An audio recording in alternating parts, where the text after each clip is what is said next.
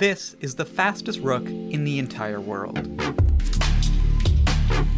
It's currently printing a benchy in just 3 minutes. There's just one tiny little problem. It's not mine. That's okay though, because I'm setting out to build an even faster rook. How is it that you hear these things? Young man, how is it that you do not?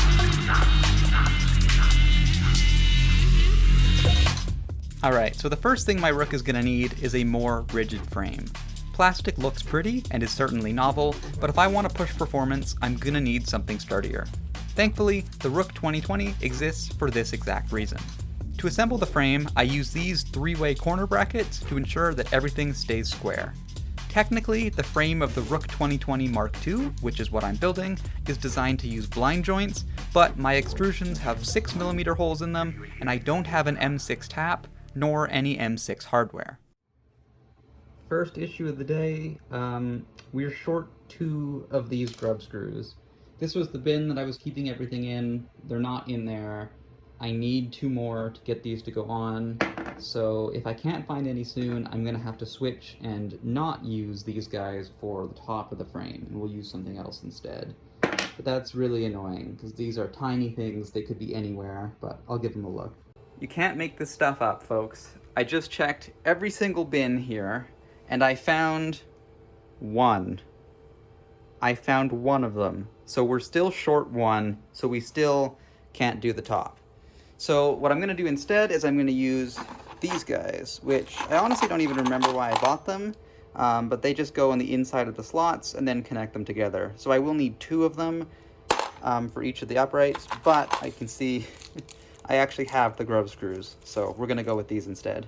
Using the internal brackets works fine, but it does make everything more tedious to assemble. I probably wouldn't recommend it. Also, because I know I'm going to get some comments about it, I didn't actually build the frame on this wooden table. I just built it here to get all the shots I needed. I assembled the real thing upstairs on the countertop, which is the flattest surface available to me at the moment. I want to use my remaining extrusions to build a top hat and enclose the whole printer. That way I can print ABS. Not only does ABS flow considerably better than PLA, but by purposefully printing it in suboptimal chamber temperatures, I'll need considerably less cooling for fast printing. With the frame done, we can move on to some of the other upgrades that I have in store. Unfortunately, there's no way to upgrade without first disassembling the existing rook.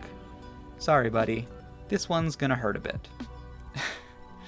Okay, so I wasn't expecting to legitimately feel sad about taking apart a printer, but here we are, I guess. My goal here is to reuse as many parts from the old rook as I can, and that's why the Z-axis that I designed uses 4 rods instead of linear rails.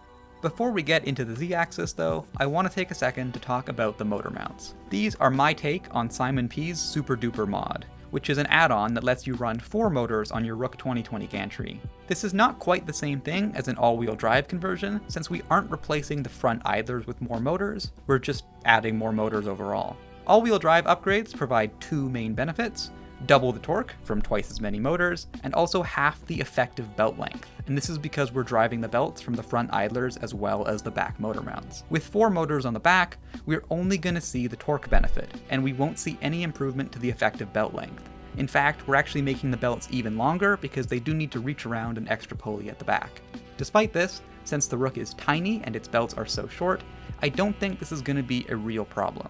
Since I'm designing everything from the ground up, I opted to integrate everything into one solid metal plate, which I got CNC'd for me by today's sponsor, JLC. Today's video is sponsored by JLC PCB, your one-stop shop for high-quality PCB manufacturing. Need something beyond PCBs? JLC also offers 3D printing services with a wide variety of materials and finishes, perfect for prototyping your designs. They even offer full-color resin 3D printing, which is something I hadn't even heard of before. Right now, their Black Friday discounts are live, but only until December 15th. This is your chance to get incredible deals on PCBs, PCB assembly, 3D printing, CNC, and more. Having used their services for my own project here today, I can confidently say that the parts they make are top-notch. So don't miss out. Use the link in the description now and head to JLC PCB to take advantage of their Black Friday deals before they're gone. Remember, the discount ends December 15th. And thanks again to JLC for sponsoring today's video. Some of you might be curious why I wanted a metal plate for my motor mounts, and the answer is because I'm going to be using LDO 2804 superpower motors, which are known to get extremely hot. This way, the metal plates can help sink heat into the rest of the frame, and we hopefully won't melt anything. The idea here is to make a bit of a sandwich with motors on one side and bearings for double shear support on the other. If you only have short shaft motors available, you can still have full double shear support by keeping your motors on the same side as the belts. So for the top belt, the motors are on the top facing down, and for the bottom belt, they're on the bottom facing up. I went with 2 long shaft motors to help keep the center of mass down a little bit. This printer is already super back heavy with all these motors on here, and I didn't want to push it even further. The belts themselves are riding on F623 bearings, and I'm using printed spacers to keep everything aligned. Alright, that's the motor mounts done with. Now let's talk about the Z-axis. The stock printer Z leaves a lot to be desired in terms of rigidity, and for quality printing at insane speeds, it's going to need to be a lot more stable. Since I have those 4 rods available after murdering the Rook, I'd like to use all 4 of them to make a really stable Z, sort of like what the VZBot uses. I started designing it in CAD, and honestly, I'm pretty pleased with how it came out. The real question though is if the Z is going to actually function, and not just bind up. I figured there was no better way to test it than to just try it out.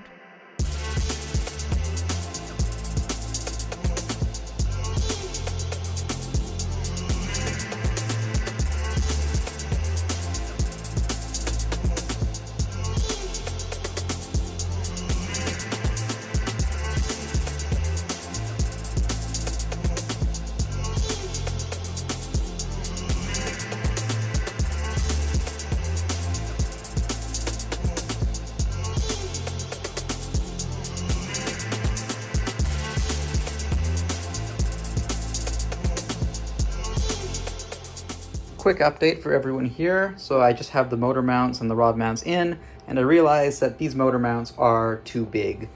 As you can see, they're off, not by a whole lot, but just a little bit. It's like a few millimeter difference. You probably can't see very well, but not off by a ton. But I'm going to use this as an excuse to redo the motor mounts anyways. Not only are the existing ones needlessly big, but also you can see I can afford to drop the motors quite a bit further, which is good because obviously I can't go lower on Z than these couplings here. So if I can move those down, I can basically get free extra Z height.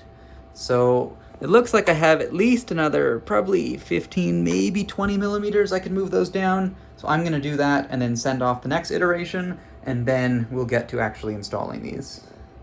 By the time I was on the 3rd revision, I was running dangerously low on my gray ABS, so I decided to use some purple ABS Plus instead.